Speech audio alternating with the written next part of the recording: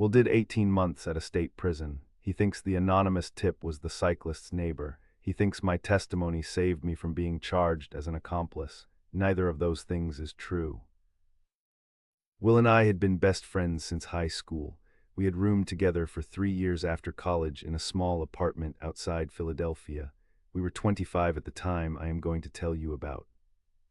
It was a Friday night in August of 2019. We had been at a bar in Manayunk. Will had not been planning to drive. He had had 3 drinks before he decided we needed to go to a different bar across town. I had had 4 drinks. I was not driving either by my own internal standard. The drive between the 2 bars was 20 minutes. A half-mile from the second bar in a residential neighborhood Will hit a cyclist.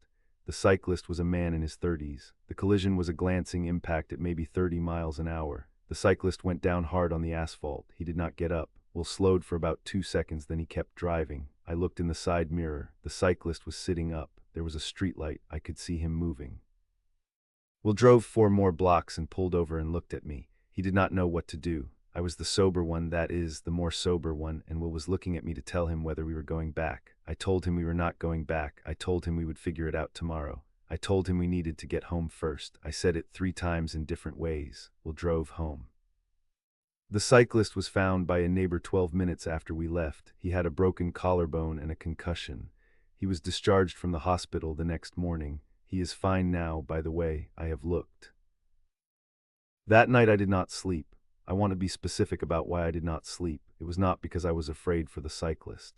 It was because I had realized, lying in bed at 3 in the morning, that if anyone connected Will's car to the scene of the accident and there had been a streetlight and the car had a distinctive paint color, then the questioning would extend to the passenger, and the passenger would be questioned about why he had told the driver to keep going.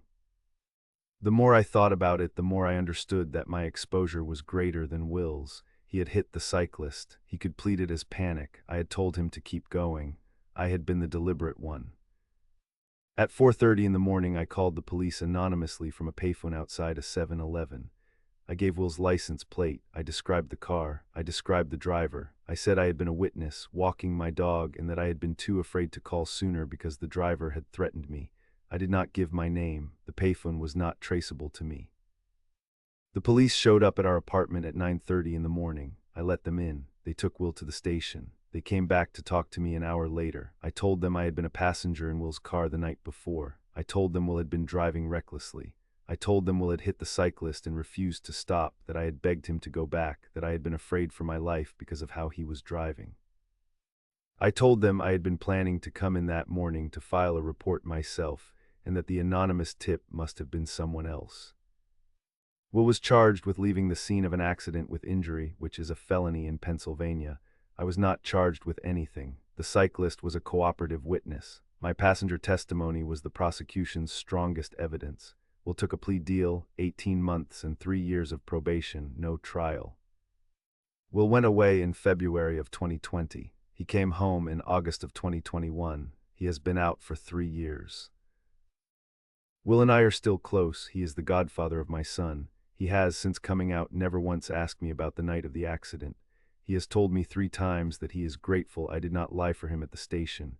He thinks the lie would have been to cover for him. He does not know the lie was the opposite. What would you have done? Tell me in the comments.